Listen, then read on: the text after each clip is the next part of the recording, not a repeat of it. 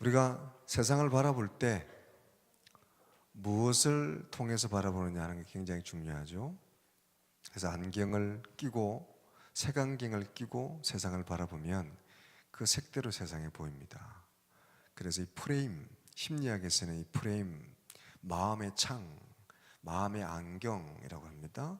마음의 안경을 어떻게, 마음의 창을 어떤 색깔로 하고 있냐에 따라서 세상이 달라 보인다는 거죠. 서울대 심리학과 최인철 교수가 쓴 프레임이라는 책에 이 마음의 창, 마음의 안경만 바꿔도 우리가 훨씬 행복한 삶을 살 수 있다. 그래서 안경을 한번 바꿔보세요. 할렐루야. 마음의 안경. 근데 우리가 믿는 사람들은 안경 바꾸는 존재가 아니라 이 속을 완전히 새롭게 하는, 새롭게 된 존재, 그게 바로 부활을 믿는 사람들이고 부활을 통해 새롭게 된 존재인 줄로 믿습니다. 그럼 우리가 십자가를 경험하고 부활을 믿는 사람들은 존재 자체가 안경 바꾸는 정도가 아니라 삶, 존재 자체가 바뀐 존재니까 다른 인생을 살아가는 거죠. 그런 다른 삶, 다른 인생, 특히 부활의 능력과 부활의 확신을 가지고 승리하는 삶을 살아가는 여러분 다 되시기를 주님의 이름으로 축원합니다. 이 부활의 삶 중에 오늘 말씀에 관계된 것은 마음으로부터 나오는 이 말, 생활이 달라지는 거예요. 마음의 창을 바꿔서 우리 말이 달라지고 우리 행동이 달라진다. 그래서 사실 오늘 본문에 쭉 읽었지만 1절부터 12절의 내용은 주로 말에 관한 내용입니다. 말을 잘해야 되겠구나. 말은 참 중요한 거구나. 우리가 하는 입의 말은 정말 중요해서 마치 바다에 떠다니는 배의 뒤에 그 배의 방향을 움직이는 키와 같은 거구나. 또 말은 우리에게 유익한 불이지만 이 불을 잘못 사용하면 온 집안을 다 태우고 재앙이 되는 것처럼 말을 잘못하면 우리의 삶을 송두리째 태울 수도 있는 무서운 거구나, 힘 있는 거구나, 그런 걸 볼 수가 있죠. 그래서 말을 잘하는 사람, 말에 실수가 없는 사람이 온전한 사람이다. 그래서 너희가 선생이 되지 말아라, 그렇게까지 말하는 거죠. 근데 사실 이 내박은 말 잘해야 되겠구나 하는 걸로 끝나는 것이 아니라 그 뒤에까지 쭉 하나 연결되어서 보아야 되는 거예요. 그냥 단순히 말 조심하라 그런 게 아니라 말의 권한은 어디냐? 마음에 있는 것이고 마음을 잘 조절해서 이 마음에서부터 악한 말, 독한 말이 나오지 않도록 마음을 잘 조절하고 온유하게 잘 다스리는 것, 이게 바로 오늘 우리가 그리스도인다운 삶을 사는 거, 부활을 믿는 사람들, 마음의 창을 바꿔야 될 바뀌어진 사람들의 바른 삶이 된다는 거죠. 그래서 그리스도인은 사실 마음을 잘 가꾸고 마음을 잘 다스리는 사람이고 마음을 잘 길들이는 사람입니다.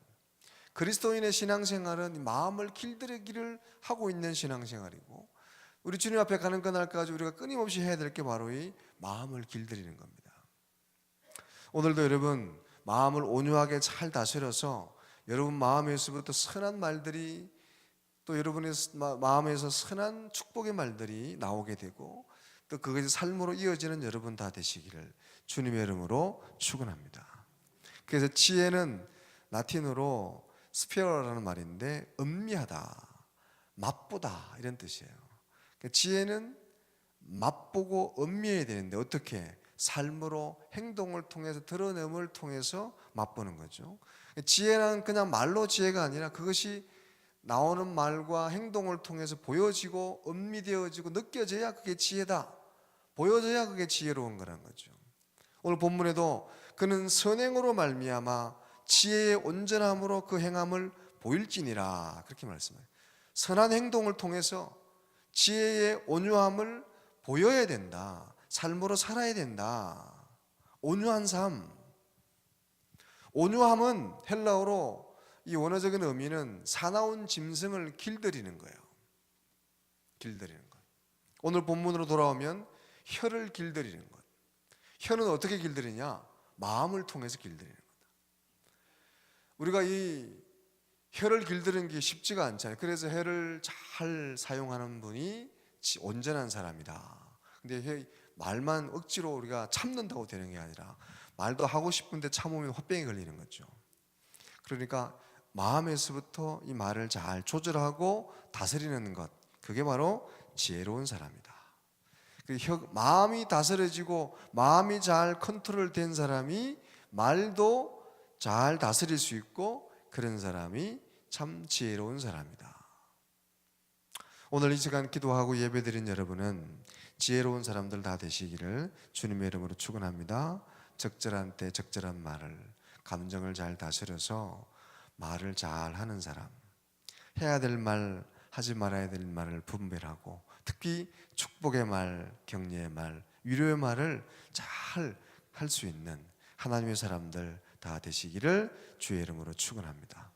오늘 그런 내용들이 쭉, 그래서 단순히 말을 잘하는 것이 아니라 이 말의 권한이 마음에 있다.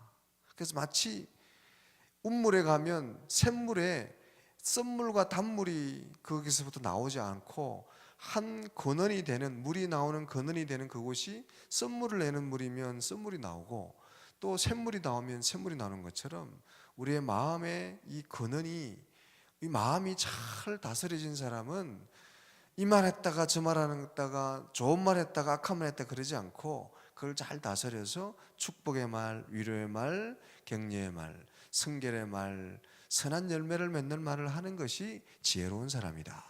그게 이제 14절 이하로 이어지고 있는 내용입니다.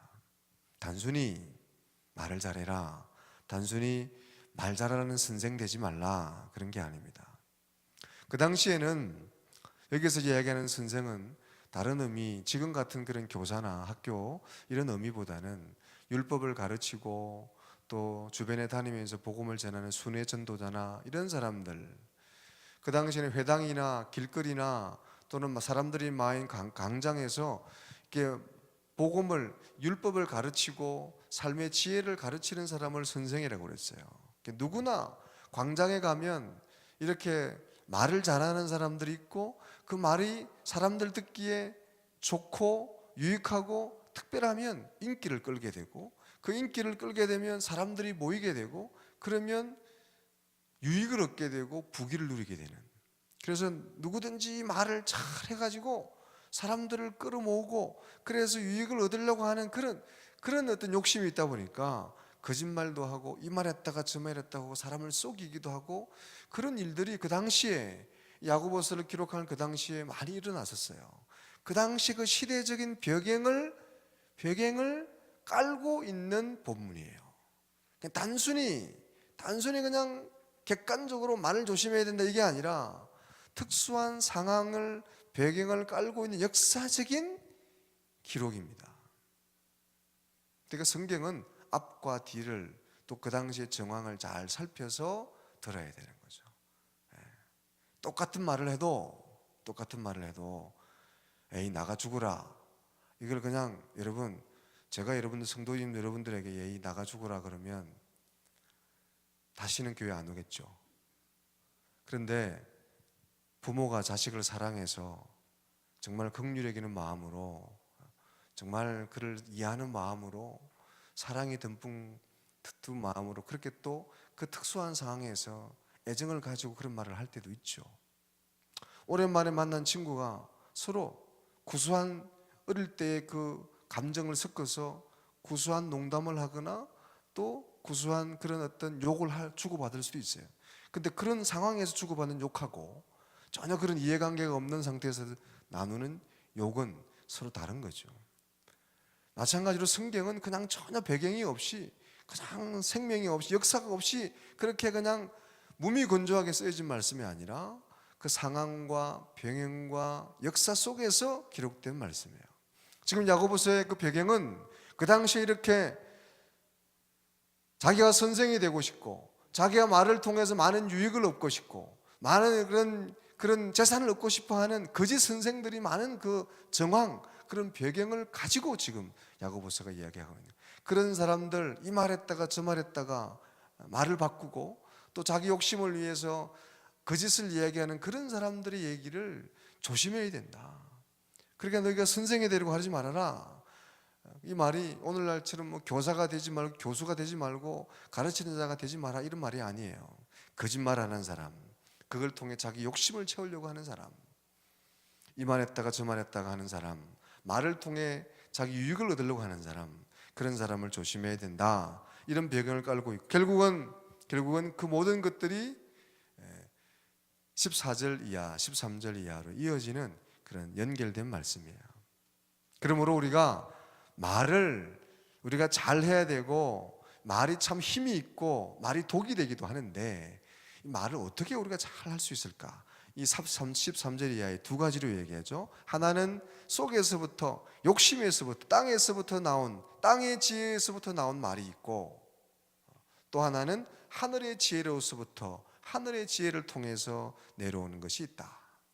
오늘 저와 여러분들은 하늘의 지혜를 힘입은 그런 하늘의 지혜를 통해서 힘입어서 말을 하고 행동을 하고 선한 열매를 맺는 주의 사람들이 되어야 될 줄로 믿습니다.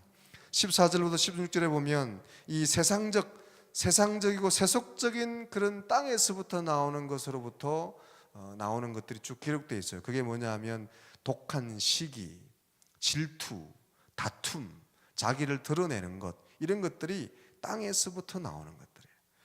자기 욕심에서부터 나오는 것들. 이런 것들은 우리가 버려야 되는 것이고, 우리를 혼란과 우리를 죽음으로 멸망으로 이끄는 악한 것들이죠. 이런 것들이 우리 마음에서 나오지 않도록 우리 마음을 잘 다스리고 우리의 마음을 온유함으로 잘 조절하고 절제해야 될 필요가 있는 거죠. 그 중에 여러 가지 이것을 다툼, 여러 가지 정욕의 것 표현했지만 한마디로 줄이면 시기와 질투입니다. 시기와 질투. 이 마음에서 하늘로부터 나오지 않고 내 생각에서부터, 내 정욕에서부터 나와서 우리를 악한 말을 하게 하고 독한 말을 하게 하고 사람을 힘들게 하고 주변을 힘들게 하는 땅의 것의 어떤 말, 행동의 근원이 되는 게 뭐냐? 바로 시기와 질투라는 거예요. 시기와 질투. 우리 성경에도 첫 살인 사건이, 가인이 아벨을 죽인 사건도 바로 이 시기와 질투에서 비롯됐죠. 시기와 질투.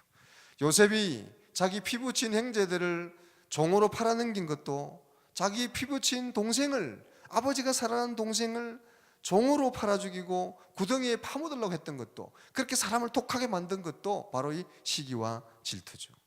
성경에는 이런 많은 일들이 있습니다. 사울이 다윗을 그렇게 잡으러 다니고 했던 것도 바로 이 시기와 질투입니다. 시기와 질투가 사람의 판단력을 흐리게 하고 정당한 말을 하지 못하게 하고 귀를 막고 입을 막고 눈을 흐리게 하는 거죠. 사울의 판단력을 흐려서 다윗에게 오히려 칼을 겨누고 화살을 던지고 그를 잡으려고 하는 그런 일까지 서슴지 않는 것이 바로 이 시기와 질투다. 지금도 우리 삶에 있어서 우리를 황폐하게 하고 우리에게 선한 말이 나오지 않도록 또 우리의 삶을 힘들게 하고 파멸로 이끌어가는 중요한 것 중에 하나가 바로 이 시기와 질투다. 그래서 옛날 고서에 이런 말이 있습니다. 염량지대 부기갱심어 빈천 투기지심 골육유하이 외인, 이런 또 한자어들이 있는데 어렵는데요, 이걸 한글로 풀면 이런 겁니다. 뜨겁다가도 얼음처럼 차가워지는 변덕스러움은 부귀한 사람이 가난한 사람보다 더 심하며 시기하고 질투하는 마음은 육친이 남보다 더 심하다. 그 가운데 냉철한 마음으로 당하지 않고 평정한 기운으로 억제하지 않는다면 번뇌의 나날을 겪을 수밖에 없다. 풀어도 좀 어렵죠? 뜨겁다가도 얼음처럼 차가워지는 변덕스러운 거는 부자들이 가난한 사람보다 더 심하다는 거예요. 마음이 좋다가도 금세 탁 다운되고, 이 마음의 좋고 나쁨이 금세 좋다가 금세 냉정해지고 찬바람이 쌩쌩 불고, 그렇게 좋다가도 식어지고 이러는 것이 가난한 사람보다도 부자인 사람들이 더 심하다는 거예요. 여러분들은 안 그러겠지만, 부자가 안 계신가요? 여러분들은 안 계시지만 이게 더 부자가 더 심하고, 또 시기하고 질투하는 마음은 육친이 남보다 더 심하다. 친척, 형제 자매가 시기와 질투가 남보다 더 심하다. 다른 사람, 모르는 사람 시기하고 질투하는 것보다 아는 사람, 형제 자매, 같은 교회, 이 시기와 질투는 더 심해지는 거예요. 고개를 끄덕이는 사람은 동의하시는 거예요. 그러니까 시기와 질투는 형제 자매, 그러니까 사돈이 땅을 사면 뭐가 아파요? 배가 아프죠. 남이 사면 별로 안 아픈데 사돈이 사니까. 그러니까 사돈이 사도 아픈데 내 동생이 사면 또 얼마나 아프겠어요. 가까워질수록, 이 가까워질수록 육친일수록 더 배가 아픈 거예요. 이게 희한하죠. 시기와 질투는 육친이 남보다 더 심하다. 그러므로 냉철한 마음으로 자신을 잘 마음을 조절하고 온유한 마음으로 자신을 억제하지 않으면 번뇌의 날, 고민하고 근심하고 그 질투 때문에 잠 못 이루는 밤을 겪을 수밖에 없다. 그러므로 이 시기와 질투를 우리가 온유로 잘 다스리는 것이 얼마나 중요한가. 여러분, 시기와 질투를 잘 다스리는 여러분 되시기를 주의 이름으로 축원합니다. 시기와 질투의 얘기들이 참 많이 있지만 이솝 우화 중에 이런 게 있죠. 한 농부가 나귀와 염소를 같이 키웁니다. 근데 농부 입장에서는 이 나귀가 일을 많이 하잖아요. 짐도 많이 싣고. 그러니까 염소가 질투를 하는 거야. 우리 주인께서 나보다는 나귀를 더 이뻐하는 것 같아. 그래서 하루는 이제 다음날 주인이 나귀와 함께 장에 갈 텐데 나귀의 등에다가 많은 짐을 실어서 장에 가기 전날 이 염소가 이 나귀에게 이렇게 이야기합니다. 내일 주인님이 내 등에다가 많은 짐을 싣고 장에 갈 텐데 가다가 보면 겨울가를 만날 거다. 그 겨울가 지나다가 겨울가를 지나는 그 시간에 그냥 그 자리에 주저앉아 버려라. 그러면 다음부터는 너에게 짐을 좀 덜 실어줄 거야. 그리고 나귀를 이해하는 척하면서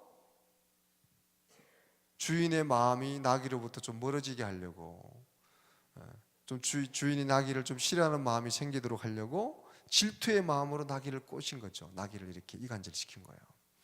나귀는 그것도 모르고 이 염소의 말을 듣고 다음날 많은 짐을 싣고 길을 가다가 드디어 아니나 다를까 이 연못을 만나게 됩니다.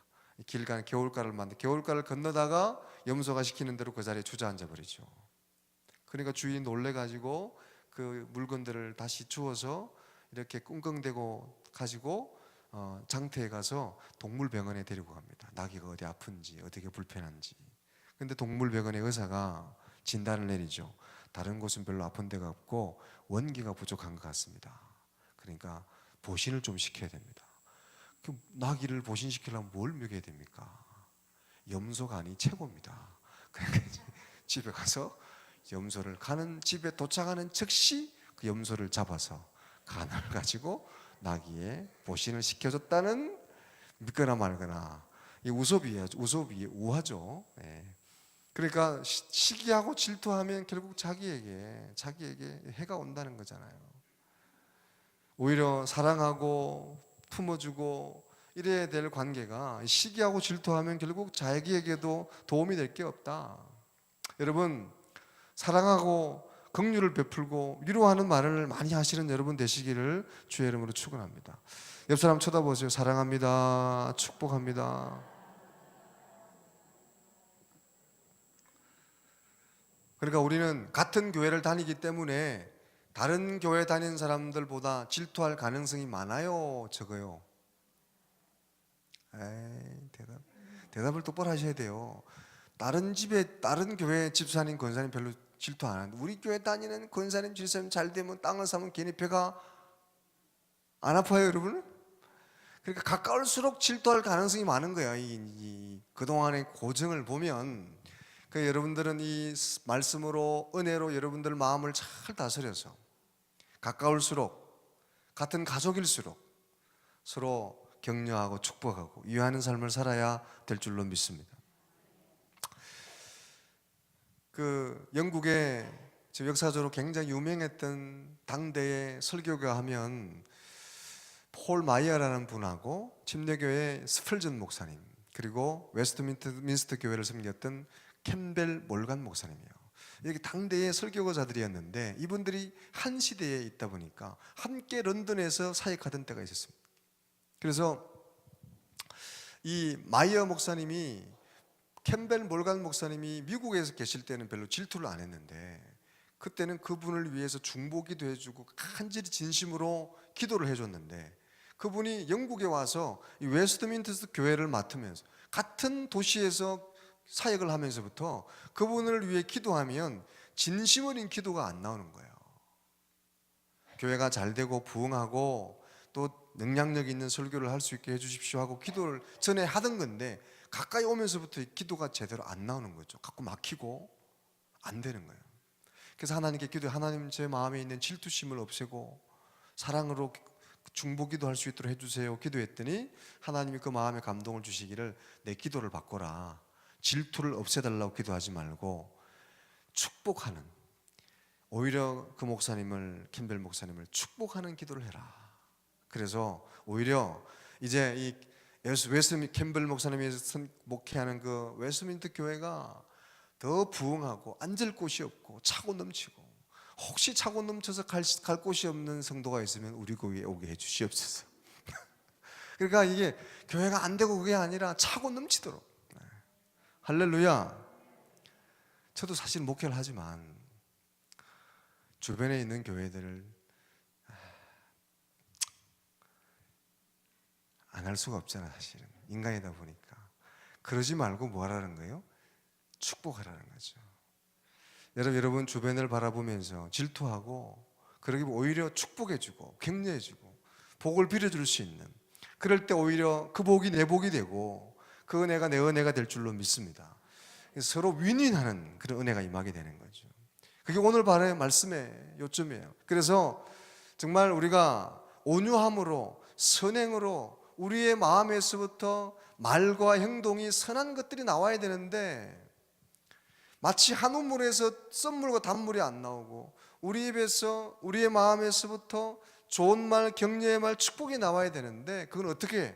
우리 마음을 잘 컨트롤하고 다스리고 말씀으로 잘 온유하게 잘 조절해야 된다. 그래야 여기서부터 좋은 말이 나오고 그리고 좋은 행동이 의의 열매를 맺게 된다. 그래서 이런 것들은 하늘로부터 오는 지혜로부터 되는 건데 오직 위로부터 난 지혜는 성결과 화평과 관용과 양순, 긍휼, 선한 열매로 가득하고 편견과 거짓이 없다. 이런 것들을 다 열게 했지만 한마디로 하면 화평하게 하는 거예요. 함께 평화를 누리고 화평케 하는 사람. 우리 주님도 우리에게 직책을 하나 주셨는데 직책이 뭡니까? 그래서 고린도후서에서 바울 사도도 이렇게 얘기하죠. 모든 것이 하나님께로부터 났나니 저가 그리스도로 말미암아 우리를 자기와 화목하게 하시고 또 우리에게 화목하게 하는 직책을 주셨으니, 우리가 하나님께 받은 하나의 직분이 있는데 그게 뭐냐? 화목하게 하는 직분이에요. 화목하게 하는 직분. 저도 어제 이번 연회 때 직분을 하나 더 받았잖아요. 여러분 화목하게 하는 직책을 잘 감당하도록 기도 많이 해주시기 바랍니다. 직책 화목하게 하는. 우리 교회도 여러분에게 주어진 직책을 통해 가장 소중한 것은 성도와 성도가 또 우리 교우들이 공동체가 화목하도록, 화목의 피스메이크, 화목의 전령자가 다 되시기를 주님의 이름으로 축원합니다. 여러분이 예수 믿어서 교회 가고 집에 가면 여러분이 해야 될 가장 중요한 직책이 바로 화평케 하고 화목케 하는 사람이죠. 할 수 있거든 너희로서 모든 사람으로 더불어 평화하라, 화평하라. 로마서의 말씀이죠. 하나님이 주시는 지혜를 가지고 하늘로부터 임하는 능력을 힘입어서 화평케 하는 사람, 화목케 하는 삶을 능히 살아가시고 여러분의 속에서부터 축복하고 격려하고 사랑하고 위로하고 성결하고 풍성한 열매를 맺는 긍휼과 편견이 없는 이런 말들을 여러분의 마음에서부터 입을 통해 쏟아낼 수 있는 축복의 사람들, 은혜의 사람들, 긍휼의 사람들이 다 되시기를 주님의 이름으로 축원합니다. 그게 오늘 야고보서가 3장을 통해 우리에게 주시고자 하는 말씀이에요. 의의 열매, 온유의 열매. 이건 말을 통해 삶을 통해 맺는 건데 그것은 우리가 마음을 잘 하늘의 지혜로 조절하고 평화를 이루어갈 때 주어지는 은혜다, 은총이다. 오늘 이런 삶을 여러분 살아내시고 주변에 선한 영향을, 평화의 영향, 평화의 전령으로서 사명을 잘 감당하는 저와 여러분, 우리 교회 제가 될 수 있기를 주님의 이름으로 축원합니다. 기도하겠습니다. 하나님 감사합니다. 오늘도 이렇게 은혜 가운데 주의를 승수하게 하시고 말씀 듣게 하시니 감사합니다. 세상으로부터, 내 욕심으로부터 나는 것이 아니라 하늘로부터 임하는 지혜를 힘있게 하시고, 그래서 시기와 질투를 제어하고 거기서 나오는 악독한 말들을 조절하고 오히려 사랑과 긍휼과 은혜, 하늘로부터 오는 지혜를 통해서 온유함으로 행하고 좋은 열매를, 의의 열매를, 화평의 열매를 주렁주렁 맺어가는 믿음의 사람들, 행복한 삶을 살아가는 사람들 될 수 있도록 인도해 주시옵소서. 우리 가정에서도, 우리 교회에서도, 가까운 곳에서 가까운 사람들에게 오히려 시기와 질투를 버리고 화평의 열매, 의의 열매를 맺어가는 주님의 사람들, 부활의 사람들, 은혜의 사람들이 다 될 수 있도록 인도해 주시옵소서. 예수님 이름으로 기도 올려옵나이다. 아멘.